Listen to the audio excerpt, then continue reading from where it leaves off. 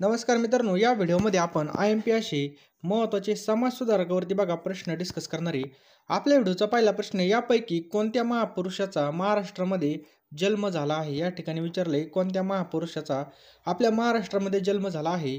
तर गोपाळकृष्ण गोखले हे आपलं करेक्ट आन्सर येईल बघा. कोणाचं? गोपाळकृष्ण गोखले यांचा जो काही जन्म आहे मित्रांनो, इथं लक्षात ठेवा 9 मे 1866ला रत्नागिरी या ठिकाणामधील कोटलूक या ठिकाणी यांचा जन्म झालेला आहे बघा. त्यांनी 1905 मध्ये भारत सेवक समाज ही जी काही बघा संघटना ही स्थापन केली. कोणती? भारत सेवक समाज. पुढचा प्रश्न मित्रांनो, डिस्प्रेड क्लास मिशन या संस्थेची स्थापना कोणी केली? काय प्रश्न आहे बघा. डिस्प्रेड क्लासेस मिशन या संस्थेची स्थापना तर वी रा शिंदे. ऑप्शन क्रमांक 3 आपलं करेक्ट आन्सर येईल बघा. वी रा शिंदे यांनी डिस्प्रेड क्लासेस मिशन याची स्थापना केलेली पहा. महर्षी विठ्ठल रामजी शिंदे यांनी 18 ऑक्टोबर 1906 रोजी डिस्प्रेड क्लासेस मिशन या संस्थेची स्थापना करून काय केलं होतं? अस्पृश्य विरुद्ध देशभरामध्ये लढा उभारला होता. पुढचा प्रश्न खूप महत्त्वाचा आहे. प्रार्थना समाजाची स्थापना कोणी केली? एकदम महत्त्वाचा प्रश्न आहे. तर लक्षात ठेवा, डॉक्टर आत्माराम पांडुरंग यांनी प्रार्थना समाजाची स्थापना केली होती. कोणी? डॉक्टर आत्माराम पांडुरंग यांनी. 31 मार्च 1867 या दिवशी बघा मुंबई या ठिकाणी काही सुधारणावती मंडळांनी प्रार्थना समाज स्थापन केला होता. डॉक्टर आत्माराम पांडुरंग तटखरकर हे त्याचे अध्यक्ष होते आणि बाळ मंगेश वागळे हे कार्यवाहक होते. पहा, लक्षात ठेवायचे, प्रार्थना समाजाची स्थापना डॉक्टर आत्माराम पांडुरंग यांनी केली होती. पुढचा प्रश्न मित्रांनो, इसवी सन 1873 मध्ये महात्मा ज्योतिराव फुले. काय प्रश्न आहे बघा. महात्मा ज्योतिराव फुले यांनी खालीलपैकी कोणत्या समाजाची स्थापना केली होती? खालीलपैकी कोणत्या समाजाची स्थापना केली होती? तर लक्षात ठेवा मित्रांनो, सत्यशोधक समाज. ऑप्शन क्रमांक या ठिकाणी जर पाहिलं, सत्यशोधक समाजाची स्थापना केली होती बघा. तारीख लक्षात ठेवा मित्रांनो, 24 सप्टेंबर. पेपरला तारीख विचारली जाईल. तर 24 सप्टेंबर 1873 या ठिकाणी स्थापना झाली होती. लक्षात ठेवा. कुठं झाली होती? तर पुण्यामध्ये झाली होती बघा. आणि मित्रांनो, दीनबंधू कोणतं होतं बघा, त्यांचं मुखपत्र दीनबंधू हे वृत्तपत्र सत्यशोधक समाजाचं काय होतं बघा, मुखपत्र होतं. लक्षात ठेवायचं आहे बघा, मुखपत्र होतं. मित्रांनो, तुम्हाला जर हा व्हिडिओ आवडला असेल तर व्हिडिओला नक्कीच एक लाईक करा बघा. लाईक केलं कळतं माझी मेहनत 100% काम करते. आणि आपल्या चॅनलवर तुम्ही जर नवीन असाल तर चॅनलला सबस्क्राईब करून बेल आयकॉन नक्कीच ऑन करा. कमीत कमी मित्रांनो आपल्या 5 व्हॉट्सअप ग्रुपला तरी हा व्हिडिओ शेअर करा, जेणेकरून बघा समाज सुधारकावरचा एक सुद्धा प्रश्न या ठिकाणी जाणार नाही. पुढचा प्रश्न मित्रांनो पाहून घ्या. आर्य समाजाची स्थापना टिंबटिंब यांनी केली. काय प्रश्न बघा. आर्य समाज. तर मित्रांनो, आर्य समाजाची स्थापना स्वामी दयानंद सरस्वती. एकदम महत्त्वाचा प्रश्न आहे.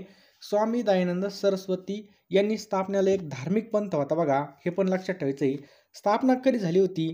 तर 10 एप्रिल. किती बघा? 10 एप्रिल 1875ला मित्रांनो, 1875ला स्थापना झाली होती. कुठं झाली होती?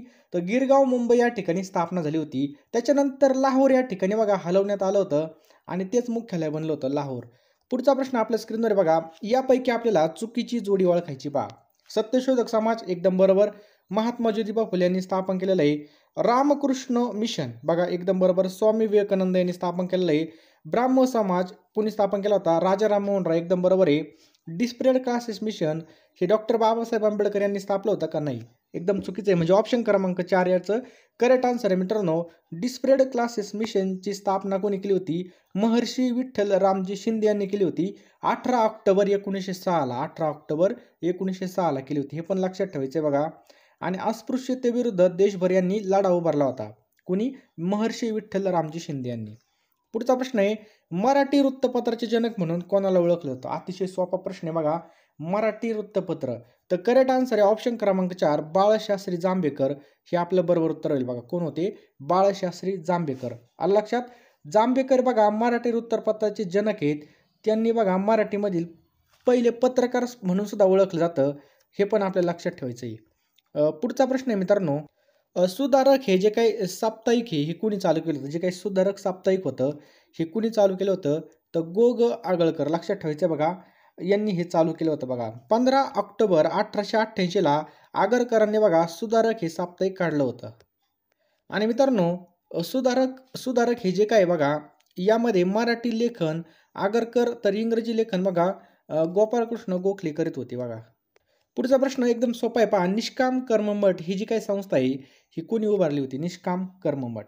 तर महर्षी धोंडोकेशव कर्वे, ऑप्शन क्रमांक 3, महर्षी धोंडोकेशव कर्वे यांनी बघा ही उभारली होती. लक्षात ठेवायचं आहे 1910 मध्ये बघा स्थापना झाली होती. 1910 मध्ये याचा उद्देश काय होता बघा, स्त्रियांच्या उपयोगी पडणाऱ्या संस्था चालवणे, कार्यकर्त्याची या ठिकाणी फळी तयार करणे. खालीलपैकी कोणाचा जन्म हा पुणे जिल्ह्यामध्ये झाला? खालीलपैकी कोणाचा जन्म हा पुणे जिल्ह्यामध्ये झालेला आहे? तर गोपाळ हरी देशमुख यांचा जन्म मित्रांनो पुणे जिल्ह्यामध्ये झालेला बघा. तारीख लक्षात ठेवा 18 फेब्रुवारी.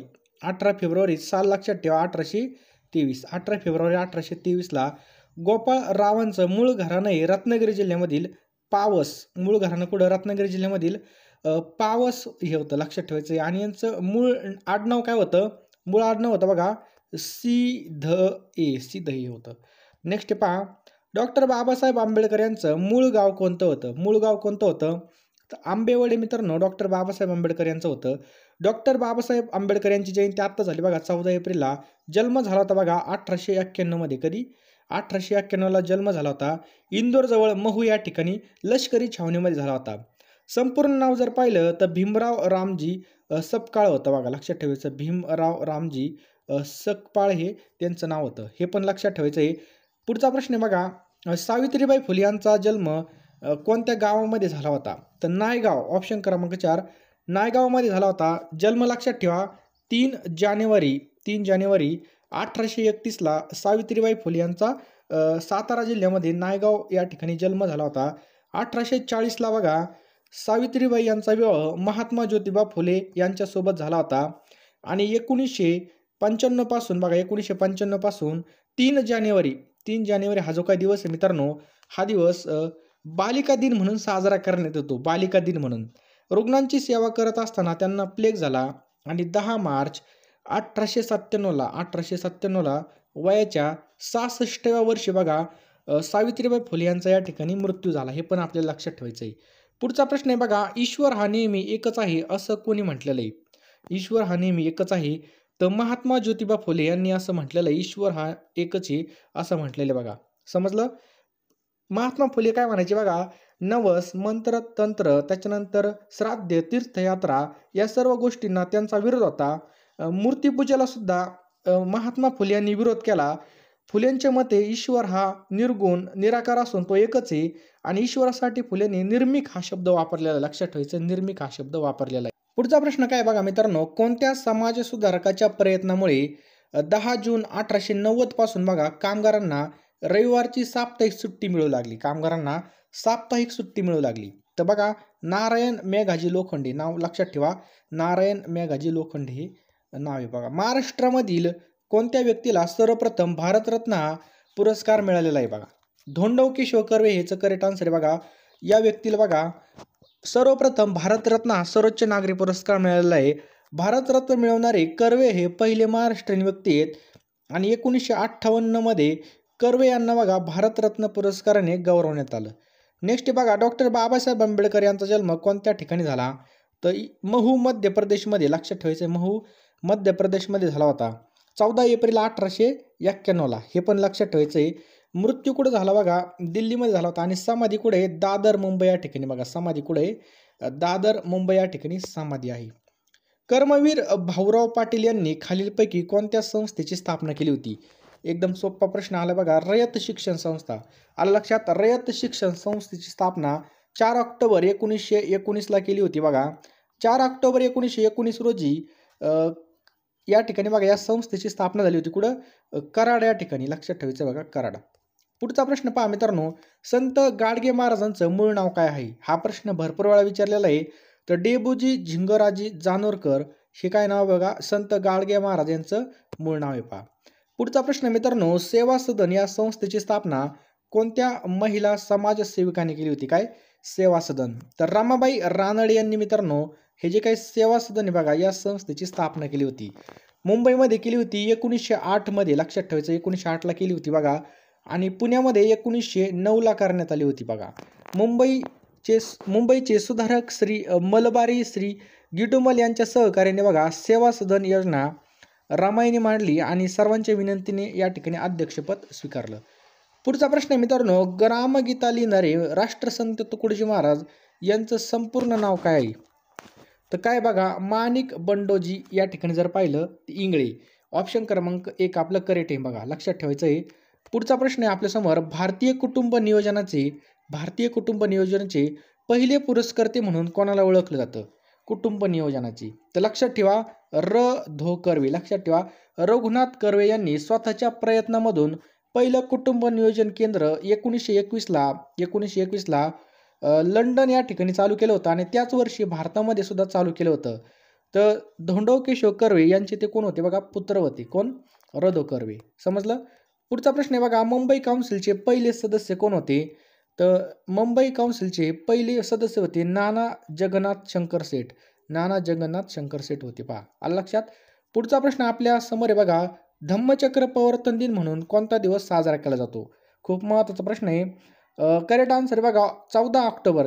केव्हा साजरा केला जातो? 14 ऑक्टोबरला या ठिकाणी साजरा केला जातो. अशोक विजयादशमीला 14 ऑक्टोबर 1956 या रोजी बघा, दीक्षाभूमी नागपूर या ठिकाणी डॉक्टर बाबासाहेब आंबेडकर यांनी आपल्या अनुयायांसोबत बौद्ध धर्मामध्ये प्रवेश केला होता.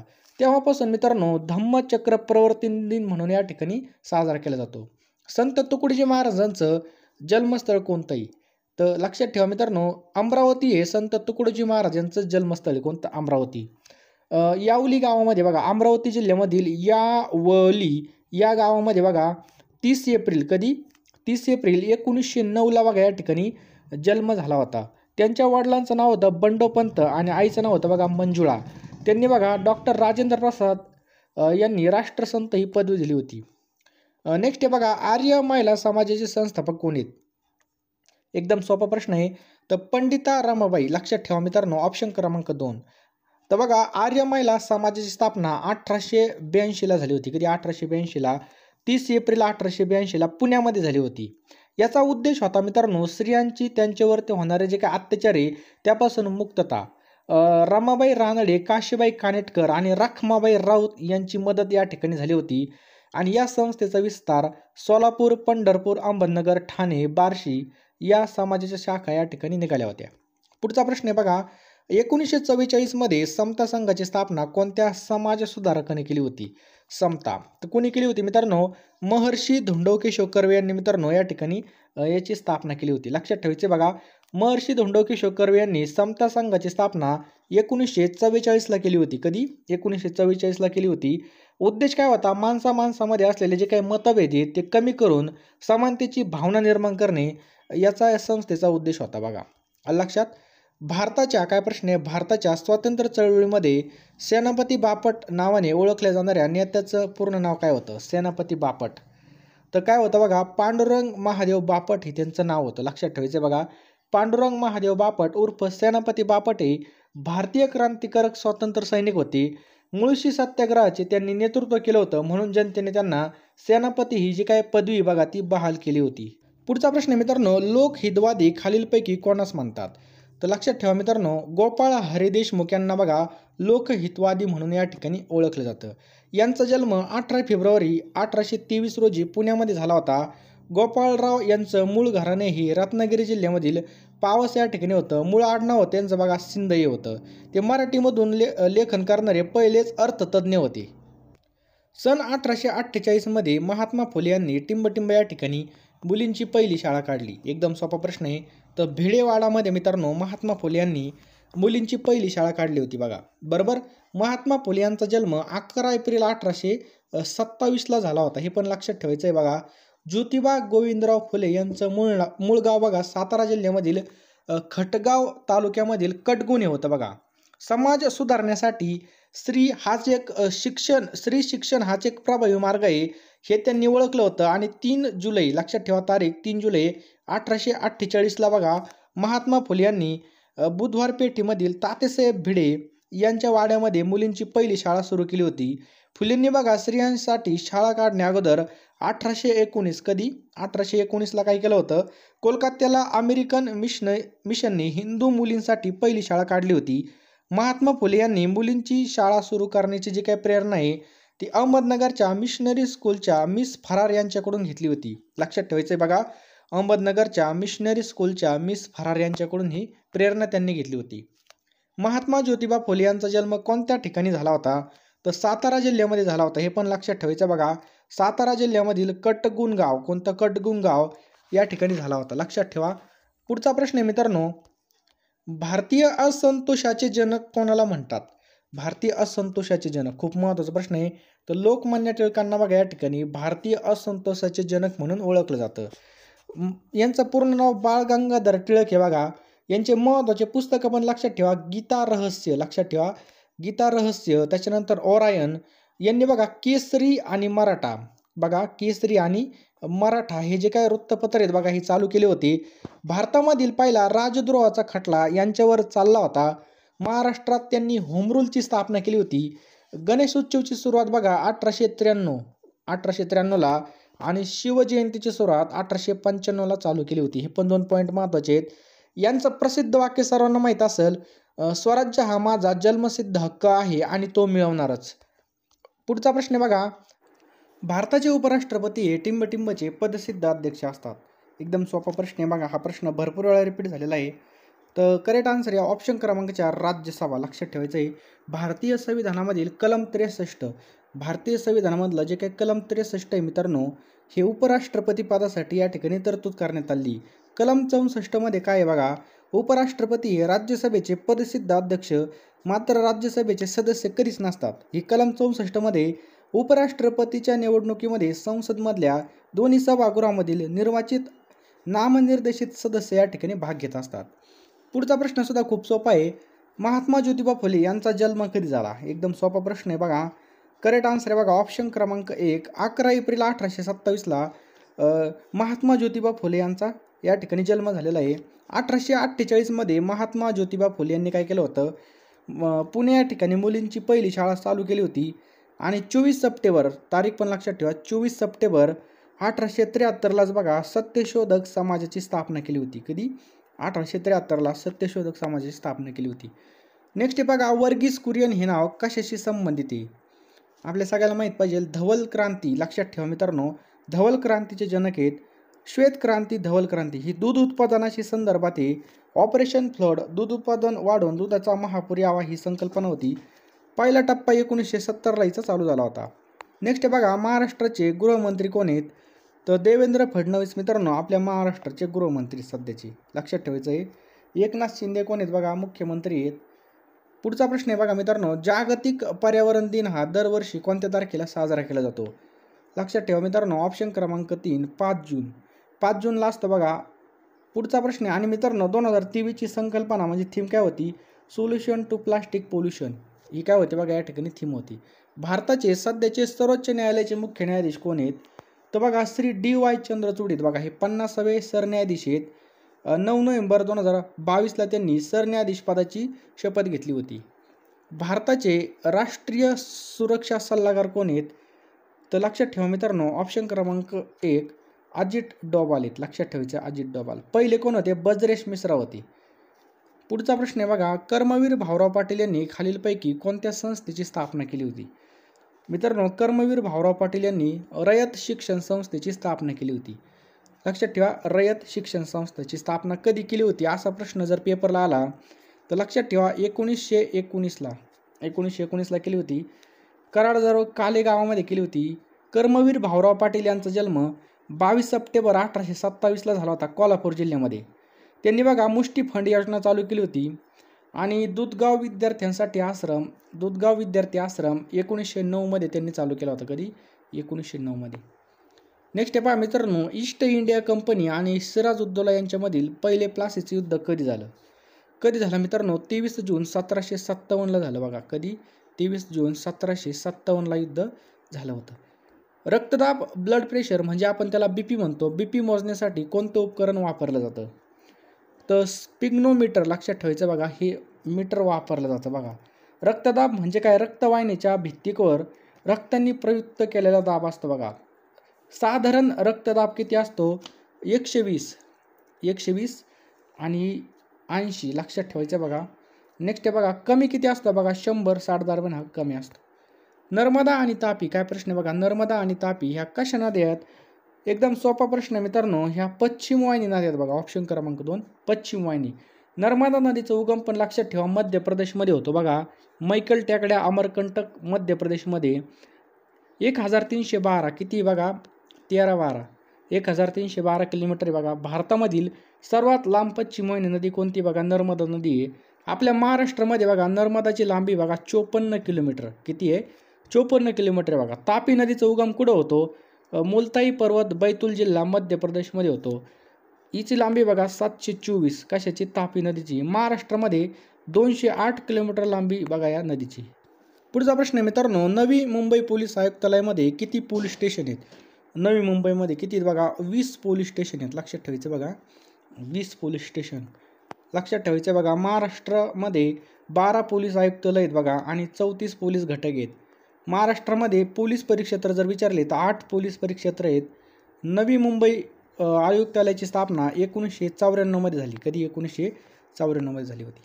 पुढचा प्रश्न आहे मित्रांनो, कर्नाळा पक्षी अभयारण्य कोणत्या जिल्ह्यामध्ये आहे. एकदम सोपा प्रश्न आहे बघा. तर याचा करेक्ट आन्सर आहे बघा ऑप्शन क्रमांक 3 रायगड.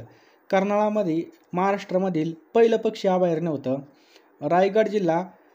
लक्षात ठेवायचं बघा. सागरेश्वर अभयारण्य मित्रांनो कुठे तर सांगली जिल्ह्यामध्ये हरणांसाठी आहे. महाराष्ट्रामधील पहिलं मानवनिर्मित अभयारण्य आहे. त्यानंतर नांदूर मधमेश्वर पक्षी अभयारण्य या ठिकाणी नाशिक जिल्ह्यामध्ये बघा. महाराष्ट्राचं भरतपूर म्हणून त्याला ओळखलं जातं. जानेवारी 2020 मध्ये रामसरचा दर्जा प्राप्त झालेला आहे आणि महाराष्ट्रातील पहिलं रामसर स्थळसुद्धा आहे बघा. पुढचा प्रश्न आहे, संत गाडगे महाराज यांचं मूळ नाव काय. एकदम सोपं आहे बघा. डेंबूजी झिंगोरजी जानोरकर हे बघा संत गाडगे महाराजांचं मूळ नाव आहे बघा. बरोबर. वैज्ञानिक कृती असलेले हे समाजसुधारक आहेत. यांचा जन्म अमरावती जिल्ह्यामध्ये झाला होता 23 फेब्रुवारी 1876. लक्षात ठेवायचं आहे 23 फेब्रुवारी 1876 मध्ये यांचा जन्म झाला होता. यांनी काय केलं कीर्तनाद्वारे बघा शिक्षणाचं कार्य केलेलं आहे बघा. पुढचा प्रश्न आहे बघा, रिझर्व्ह बँक ऑफ इंडियाची स्थापना कोणत्या वर्षी झाली होती. RBIची स्थापना एकदम महत्त्वाचा प्रश्न आहे. 1935 झाली होती. लक्षात ठेवा. RBI ॲक्ट 1934 नुसार 1 एप्रिल 1935 स्थापनेच्या वेळीचं मुख्यालय कलकत्त्याला होतं बघा आणि 1937 पासून मित्रांनो मुंबईमध्ये याचं मुख्यालय स्थापन झालं. RBIचे पहिले गव्हर्नर कोण होते तर कोण होते बघा श्री ऑसबॉर्न आर्कल स्मिथ होती. भारतीय जर विचारले तर बघा भारतीय भरपूर वेळा विचारलेत CD देशमुख होते पहा. सध्याचे कोण आहेत शक्तिकांत दास आहेत. पुढचा प्रश्न आहे पहा मित्रांनो, पोलीस आयुक्त नवी मुंबई हे पद कोणत्या दर्जाचं आहे. पोलीस आयुक्त हे पद कोणत्या दर्जाचं आहे. अप्पर पोलीस महासंचालक. लक्षात ठेवायचं बघा हे आयुक्त हे पद अप्पर पोलीस महासंचालक दर्जाचं असतं. पोलीस महासंचालक महाराष्ट्रातील पोलीस दलातील सर्वोच्च पदे. पोलीस अधीक्षक बघा जिल्हा पोलीस दलाचे प्रमुख असतात पोलीस अधीक्षक. पुढचा प्रश्न मित्रांनो, दर्पण हे 1832 साली दर्पण हे 1832 साली मुंबईमध्ये कोणी चालू केलं होतं. लोकमान्य टिळक, बाबासाहेब आंबेडकर, बाळशास्त्री जांभेकर का महात्मा फुले. याचा करेक्ट आन्सर आहे मित्रांनो ऑप्शन्स क्रमांक 4 बाळशास्त्री जांभेकर यांनी हे चालू केलं होतं 6 जानेवारी 1832 कधी 6 जानेवारी 1832 मराठी भाषेमधील पहिलं वर्तमानपत्र होतं आणि दर्पण हे प्रथम पाक्षिक होतं बघा. नंतर साप्ताहिक झालं. इंग्रजी आणि मराठी दोन्ही भाषेमध्ये मजकूर छापला जात होता. 1840 हे दर्पण बंद पडलं आणि त्यानंतर त्यांनी बघा दिग्दर्शनी वृत्तपत्र चालू केलं होतं. कृष्णा आणि पंचगंगा नद्याचा संगम कोणत्या ठिकाणी आहे. कृष्णा आणि पंचगंगा याचा करेक्ट आन्सर आहे बघा ऑप्शन क्रमांक 4 नरसोबाची वाडी. लक्षात ठेवा नरसोबाची वाडी या ठिकाणी बघा. मित्रांनो जर पाहिलं तर महत्त्वाचे जे काही संगम आहेत यावर आपल्याला 100% प्रश्न पाहायला मिळतो. प्रवरा आणि मुळा नेवाशामध्ये बघा यांचा संगम होतो. गोदावरी आणि प्राणहिता याचा बघा गडचिरोली सिरोचा गडचिरोली या ठिकाणी होतो. कृष्णा आणि कोयना यांचा संगम कराडमध्ये होतो. के लक्षात ठेवायचं कृष्णा कोयना कराड याला प्रीती संगम म्हणून सुद्धा ओळखलं जातं आणि सातारा जिल्ह्यामध्ये आपल्याला पाहायला मिळतं. त्यानंतर मित्रांनो कृष्णा आणि वेण्णा हा माहूल सातारा जिल्ह्यामध्ये, तापूर्णा हा चांगदेव जळगावमध्ये पाहायला मिळतो. यामधून 100% एक प्रश्न विचारला जाणार आहे. साल्हेर हा जो काही किल्ला आहे मित्रांनो हा कोणत्या जिल्ह्यामध्ये सांगा. मित्रांनो साल्हेर हा जो काही किल्ला आहे हा नाशिक जिल्ह्यामध्ये आपल्याला पाहायला मिळतो. लक्षात ठेवा नाशिकमध्ये कोणकोणते किल्ले आहेत बघा. ब्रह्मगिरी बघा ब्रह्मगिरी, अंकाई टंकाई सुद्धा आहे बघा. रायगडमधले किल्ले लक्षात ठेवा.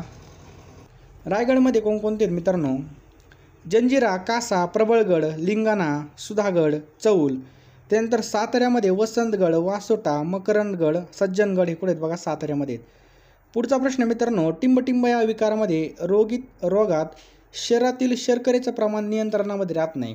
तर डायबिटीज झाल्या मित्रांनो, जे काही आपली साखर असते, शर्करा असतो बघा, तो नियंत्रणामध्ये राहत नाही. लक्षात ठेवायचं आहे बघा.